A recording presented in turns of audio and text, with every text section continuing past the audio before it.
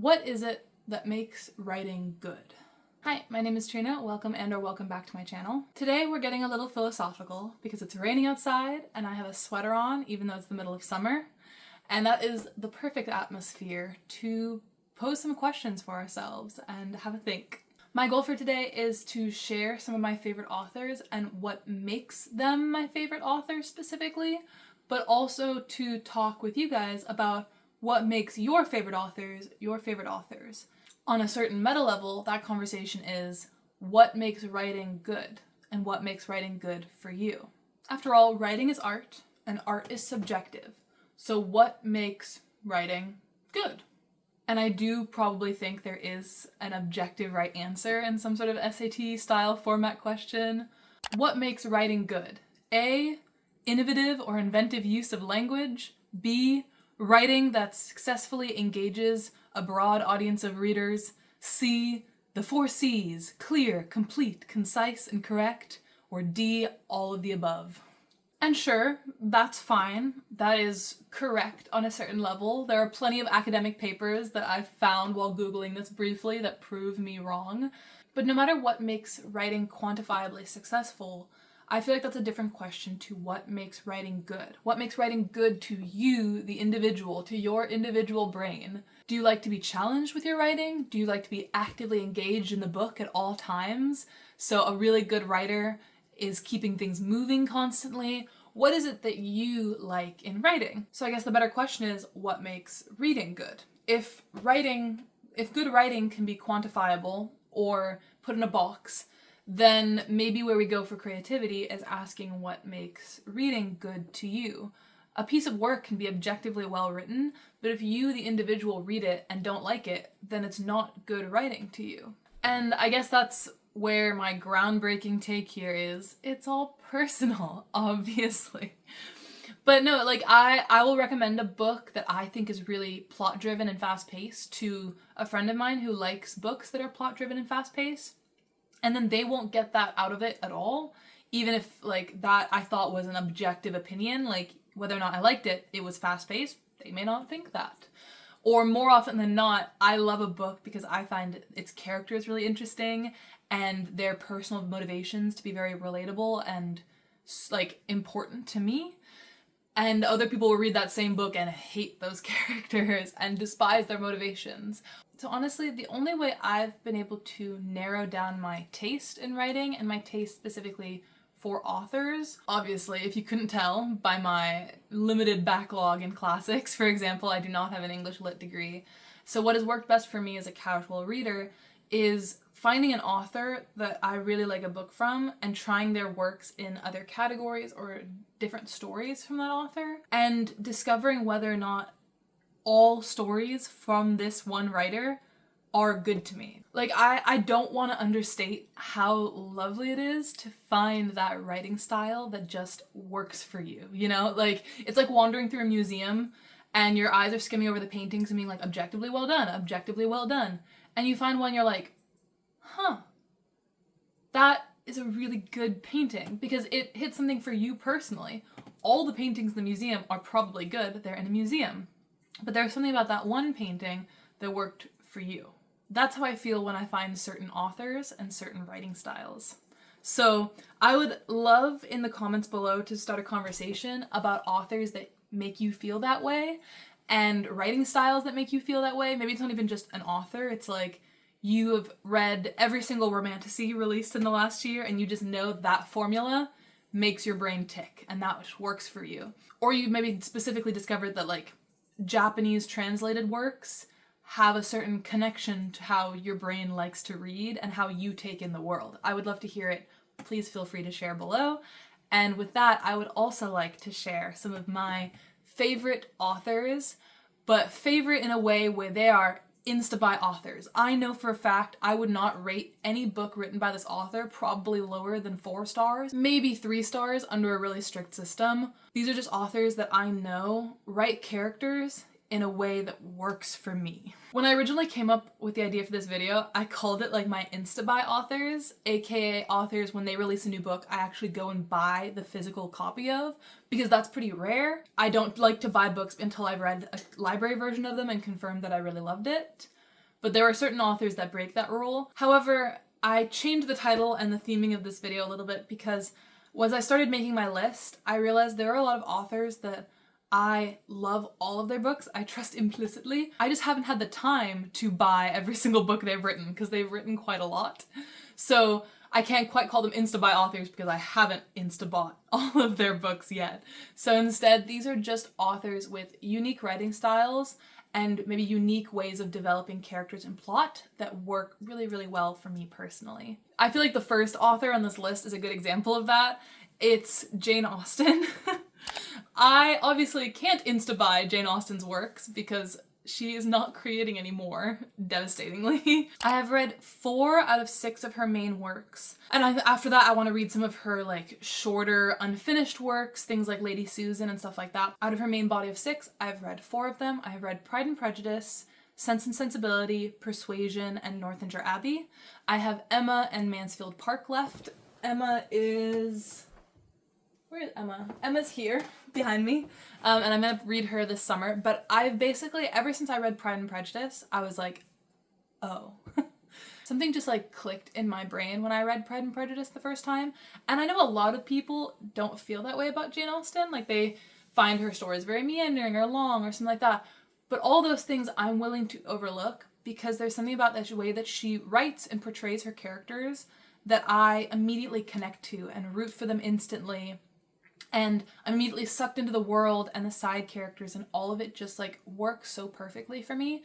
So obviously, since I don't have any more works from Jane Austen coming out, I've been spreading out the ones that do exist, which is why I haven't just like read them all. I read Pride and Prejudice in the fall, and then Persuasion in the spring, Sense and Sensibility in the summer, Northanger Abbey in the fall, and now I'm due to read Emma again a year later. So I feel like I've been spreading them out just to like spread out my enjoyment, but I can safely say that I can't imagine giving Mansfield Park or Emma lower than 4 stars because I loved every single Jane Austen that I've read. When trying to think about what it is that makes her writing work for me, I think it largely has to do with side characters and humor.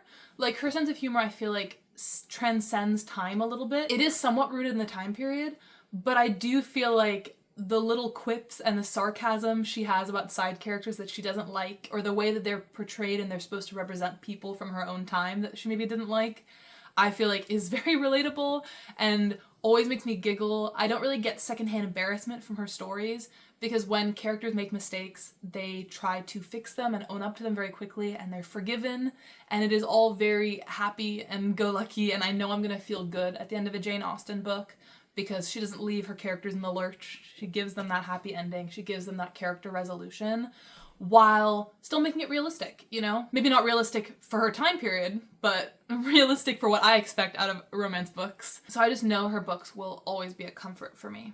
The next author on my list is kind of the author that inspired me to make this video, just because I feel like when reading her writing, there are times where I'm like, okay, this isn't like the best writing on earth. Like this is not Jane Austen. This isn't like James Baldwin, you know, but it works for me and I just love it. And I was like, damn, like I want to talk about this. I want to talk about the way this works for me. And that is, of course, Naomi Novik herself. I feel like I can safely say now, especially having read so much of Naomi Novik's work, that I'm just gonna love her characters. I haven't given all of her books 5 stars, not close, but I don't think I've given any of them under 4 stars, because even when I can like objectively admit that there are faults, I'm still having a really, really good time with all of them because I like the way she writes her characters. This is a little bit embarrassing, but I actually kind of discovered Naomi Novik through the fanfiction she wrote, in terms of, I was Googling a specific Game of Thrones fanfiction that I was reading, and then I randomly came across a Reddit post that said like, oh, this fanfiction author is also the author Naomi Novik. And I was like, I've seen people recommend Naomi Novik. I was never really interested in picking her up, but now I have to because I know I've liked all this other stuff I've read from her, so I'll probably like her published works as well, and lo and behold, I really, really do. From Naomi Novik, I have read Spinning Silver, Uprooted, her 2 standalone fantasies, and the entire Scholomance trilogy, and her collection of short stories, Buried Deep, which is what I'm holding up because it's so gorgeous. I believe that just leaves now her Tremorare series, which is a series of 9 books that she started writing a long time ago, so I'm not expecting them to be quite the same level of writing, but I do still think I'll like the characters and I'll have a good time, especially because some of the short stories in Very Deep were about dragons or about the universe that Tremor is set in. So I feel like I already kind of know what the vibe is going in. I know I'm gonna like it. So I'm not in a rush to read those books because Naomi Novik currently doesn't have any upcoming releases. So I'm like, I have to make the books last. But one of the things I'm really excited for is the last short story in Very Deep, which is called, what is it called? The Long Way Round. She says in the intro to The Long Way Round that it is either based in the same world as or a story in the world of her next book. I don't know if it's gonna be a series or what it's gonna be, but that makes me so excited because that was one of the short stories in here that I gave 5 stars. So yeah, needless to say, I discovered that I loved her writing style and the way she wrote characters worked for me because of her fan fiction, which I oftentimes find is like the most pure, undiluted, like brain to paper forms of writing that people do. So I'm like, if I like that, then I knew I would like the published stuff. And I did. Because even for the stories by Naomi Novik that like I probably wouldn't have liked from other authors, like Spinning Silver, honestly, I probably wouldn't have liked from another author. There is one of my favorite short stories in here is a retelling of Pride and Prejudice on dragons. I notoriously hate Pride and Prejudice retellings because I never feel like they're good as the real Pride and Prejudice, but I actually gave that short story 5 stars in here. Only Naomi Novik could do that justice for me. So yeah, I feel like that's a key example of what I'm talking about in terms of writing that may not be objectively classic material, but I've just discovered that in every type of book she's written, now that I've read 6 different books from her, I've loved them all. The next author I haven't read quite as much from, only because they haven't written quite as much, but needless to say, they are an insta-buy author for everything they have written so far, and that is Rivers Solomon. It's been a second since I talked about Rivers Solomon on this channel because I read their most recent book in the fall, like the month it came out. That was Model Home. So I've read everything that's published by this author. I've read The Deep, I've read An Unkindness of Ghosts, I've read Sorrowland, and I've recently read Model Home. All of these books are in different genres, different settings, different styles, and I've really enjoyed them all. I would say I probably enjoyed The Deep the least, and then An Unkindness of Ghost I quite liked, and then I would say tied on top are their 2 most recent books, so they're just getting better and better as an author every single time. I love their style of writing, and I love their characters, I think, primarily. More so than with Jane Austen or Naomi Novik, where it's like their words on the page. With Rivers Solomon, I think it's their character building. And I also always love the side characters in Rivers Solomon's books. They also feel very like whole, 3-dimensional people. And in general, the messaging that Rivers Solomon puts in, I think, is woven really well into the story. It doesn't feel heavy-handed, and it oftentimes feels very necessary. And yeah, I really, really, really love Rivers Solomon's writing, but I know that it's not for everyone. I've definitely seen people read Model Home, for example, and say it was too heavy-handed. Or I've seen people read An Unkindness of Ghosts, and they couldn't relate to the main character at all. So valid, so fair. I just haven't experienced that, and I've just loved everything they've published, and their growth as an author has really inspired me, and I love them. Absolutely up there in my top 3 favorite authors, and yeah, I'm so excited to see what they write next.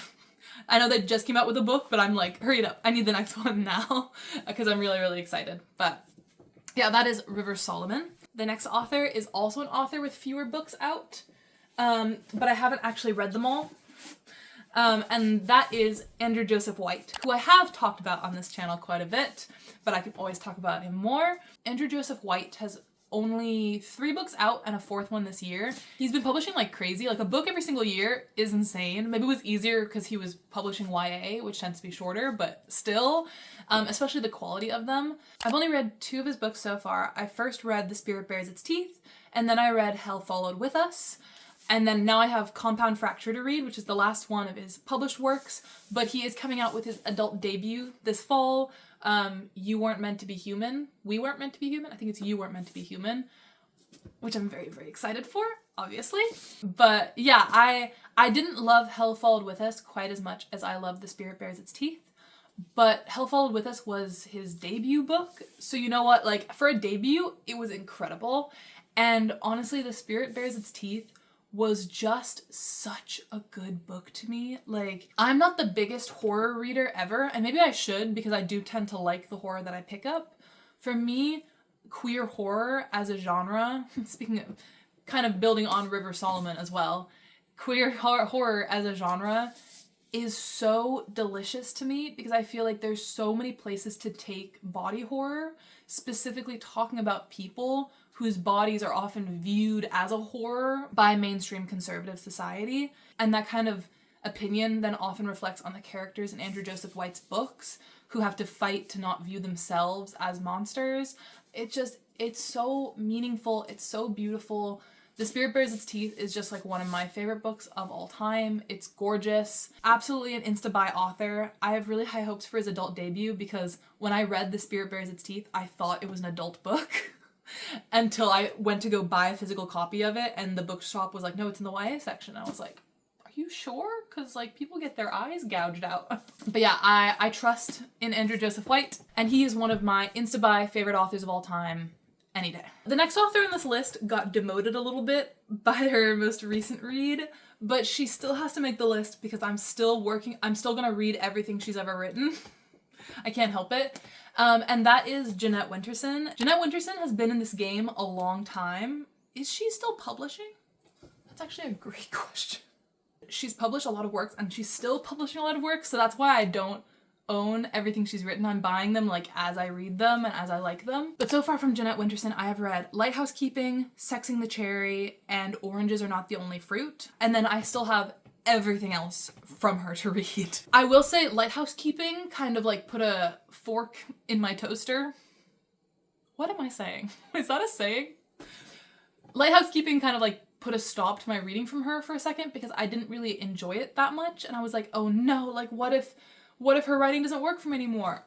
I really hope that's not the case. I think Lighthouse Keeping is one of her more niche works, versus Sexing the Cherry and Oranges Are Not the Only Fruit are two of her most popular works. So I think it's fair that it wasn't going to be perfect, but I will continue reading from her, absolutely.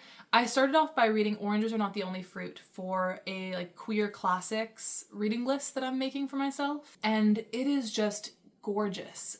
I think what I love best about Jeanette Winterson's writing is she, to me, has the perfect balance of absurdism with real life human agony and emotion. All of her settings in her books so far have been somewhat magical realism, like not really true to life, and the characters within them have been the same way, but they reflect certain truths about humanity and life. And in Oranges Are Not the Only Fruit, it reflects like herself. Sexing the Cherry maybe reflects more like broader society. Memory especially is a big theme for that one. I just think she's so brilliant. I feel like when I read Lighthouse Keeping and I didn't really love it, I was more inclined to be like, oh, it's my fault. I'm not getting this, as opposed to saying it's not a good book, because I think that she's really a genius author, and I'm really excited to read more of her works. I think I'm gonna start with more of her older works and work my way up. But yeah, her absurdism is just so fun because absurdism doesn't always make sense to a person, you know? Like, it's meant to be absurd, it's meant to be confusing. But there's something about the way that she specifically writes that I understand. I'm like, oh, I get this. Despite it being very confusing and not realistic, I do understand what the realism in it is supposed to be. So, yeah. I love Jeanette Winterson. You will be seeing more from her on this channel. Okay, my next one is the only romance author who has made this list so far. I also have some other authors that like are on the bench, but that is Kelly Quindlen. I don't know if a lot of people know about her. She writes primarily sapphic stories. Her books that I've read are Her Name in the Sky, Late to the Party, and She Drives Me Crazy. I think those are the only 3 published books she has out yet. Those are the only 3 I've read from her, but I think she has a book coming out next year that I'm so excited for. Her most recent book, She Drives Me Crazy, wasn't my like favorite thing ever. It just kind of felt like a standard romance book. But both Her Name in the Sky and Late to the Party have this like incredible feeling of like lost youth to them. Both about young people discovering that they're queer. I think they're both about young women discovering they're lesbians. And I feel like through her writing, you get to kind of live that like queer youth experience that maybe you didn't have.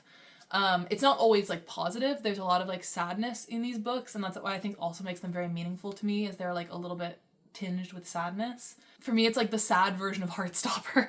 Like people that say they read Heartstopper to like, oh yeah, this is like the queer experience I wish I had as a teenager.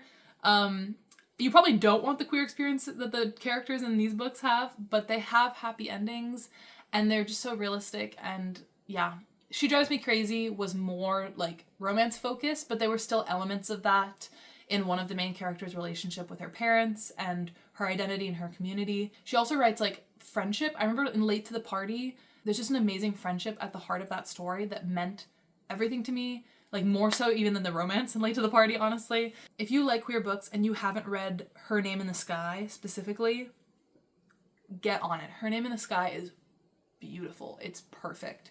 And I'm so excited to read more from Kelly Quindlen. I have 2 more authors for this list. I'll give them in order that they've been added to my list, but starting off, Sally Rooney is a somewhat recent addition, I would say. I read Normal People from her and I was like, I love this, but I don't quite trust it yet. And then I read Conversations with Friends. I read Beautiful World, Where Are You? And I read whatever her Intermezzo, her most recent release. I loved all of them. They weren't all perfect 5 stars by any means. Normal People, I would say, is my favorite book from her still, but I just devour her writing style. It makes me just sit down and I just read her books all in one sitting. I absolutely fly through them. There's something so beautiful yet also so light and airy in her writing. They are like 300, 400 pages long and I can read them in like one evening. Like I can just sit down, I don't get bored. I don't feel like getting up. I just like want to sit there and just devour this story. Yeah, Sally Rooney is absolutely an insta-buy author for me. I want to buy all of her new releases as soon as they're out, but I would really appreciate if her publishers, 1, stopped releasing the books in hardcover first in the US, and 2, stopped releasing them with those stupid border thing that says New York Times bestseller. And I'm like, I hate those. I hate those so much. The only place that those borders work are on the Locktoon books because they're like a solid color and they don't have text on them. But yeah, I'm not going to come out and say that Sally Rooney is for everyone, but I've tried her work. She's been tried and true, and I love her very, very much. The last author on this list, I wasn't quite sure if I was going to add her or not. I've read everything that she's written, but she hasn't written very much in like different stories. She's only written in one world, and that is Tamsyn Muir, of course, author of the Locktoon books. So I've read all of her published works of Gideon, Harrow, and Nona. Given them all 5 stars at different points. I've loved them all. I've reread them. So technically I've read 5 books from her because I reread 2 of them. But I can't quite say, I was kind of like questioning whether or not to put her on this list because I can't say whether or not she can do other stories other than the Locktoon well. But then I was like, no, that's so negative of me. I need to give my goat Tamsyn Muir more credit. If Tamsyn Muir ever finishes the Locktoon, please, and decides to write a different story and publish it, it's going to be an insta-buy for me. I'm instantly going to want to read it because she's built such trust in the way that she world builds in the Locktoon. It's so detailed and intricate and well researched, so I would absolutely want to read about something else that she was inspired to write. So I think it is fair to put her on like an insta-buy favorites list. I may take that back in the future if she ever does publish anything else, but the Locktoon is one of my favorite book series of all time, so I will give its author the benefit of the doubt. But like I said, the things that draw me to Tamsyn Muir as an author are her research detail.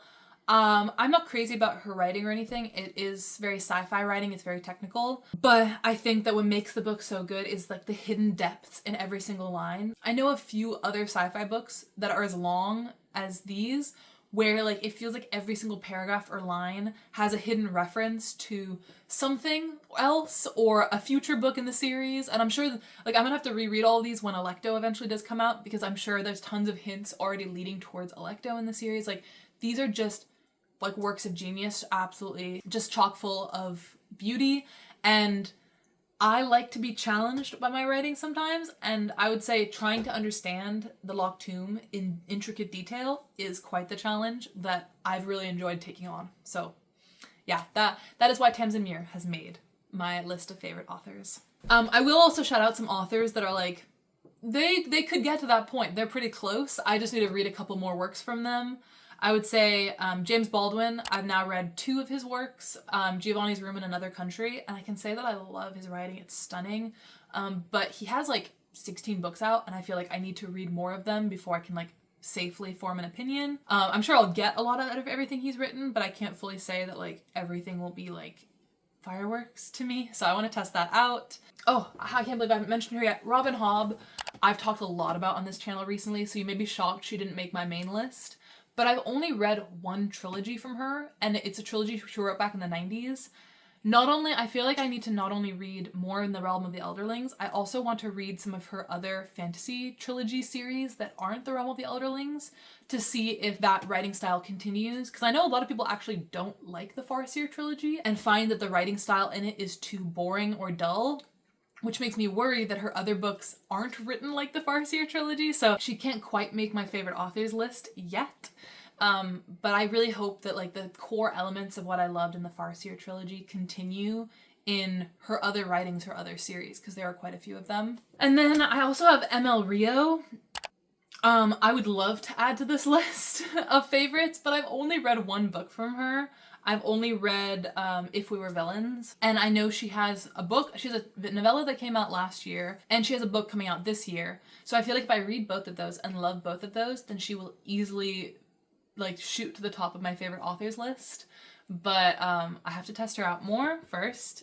And lastly, Amal El Mohtar, I think might easily become one of my new favorite authors. She's only published 2 official works. She's co-published This Is How We Lose the Time War, one of my favorite books of all time. And then she wrote The River Has Roots, which was a short book that I read this year and I just adored. I gave 4.5 stars, but that's only a sample of 2 and one of them is co-written. So I'm like, but I do love her writing style. It's so beautiful and descriptive and fairy tale-like. So yeah, that is another potential addition. And I'm sure there's more too, but those are just the ones that I was thinking of. But lots to look forward to in terms of reading more authors and looking for more favorites, as well as reading all of the releases I haven't read yet from my favorite authors. And like I said earlier, I would love to hear not only about your favorite authors, but also what makes writing good for you. Like I've kind of mentioned what makes the individual writing of each of these authors good for me, and it's different for each one of them. So I'd love to hear what are things that you've noticed in like a genre or an author's collected works that are like consistent and consistently good and really pulls you in and makes you trust that author. Because I find that so fascinating and interesting, and I'd love to have a chat about it. With that, thank you so much for watching. As always, please feel free to like, comment, subscribe, whatever you want to do. This is somewhat a unique video style from me, but I had a really fun researching and writing it, and I always love talking about positive things on this channel, like my favorite authors. So I wanted to make sure to throw another fully positive video into the mix. If you're curious about more details about some of the books I've mentioned in this video, I'd probably recommend checking out my favorite books of all time video, the first video I ever made on this channel. Even though like the editing style and talking might be a little bit more awkward because I was still very much figuring things out, and I'm still figuring things out, but I do go into a lot more detail about some of these books there. Yeah, once again, thank you so much for watching, and I guess I'll see you in the next one. Toodles.